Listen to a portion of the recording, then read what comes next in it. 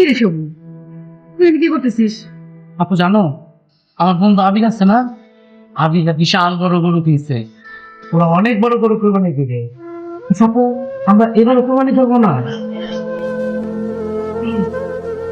হ, তুই যখন বিশাল চাকরি করবি তখন অনেক বড় একটা গরু কোরবানি দিবি। ঠিক আছে, খুশি? হয়ে যা।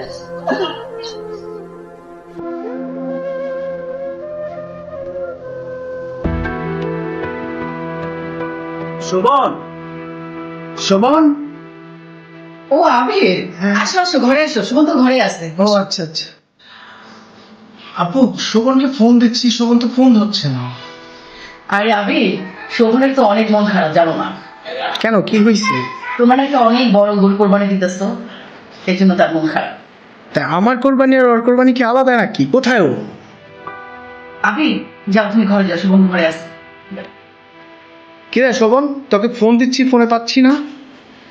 ও আবির, আর বলিস না, ফোনটা চার্জে দিয়ে সেলফটা পরিষ্কার করতেছি, অনেকদিন সেলফটা পরিষ্কার করা হয় না। শুনলাম তোর নাকি মন খারাপ। আরে না, এটা আমি আসতেছি। শোন, আমার কোরবানি কি তোর কোরবানি না?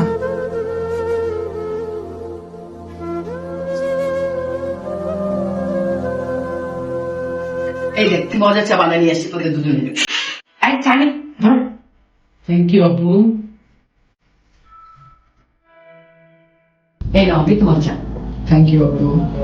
আপু, ঈদের দিন সকাল সকাল চলে যাবেন আমাদের বাসায়, একসাথে নাস্তা করে কোরবানি দেবো। কিরে, যাবি না?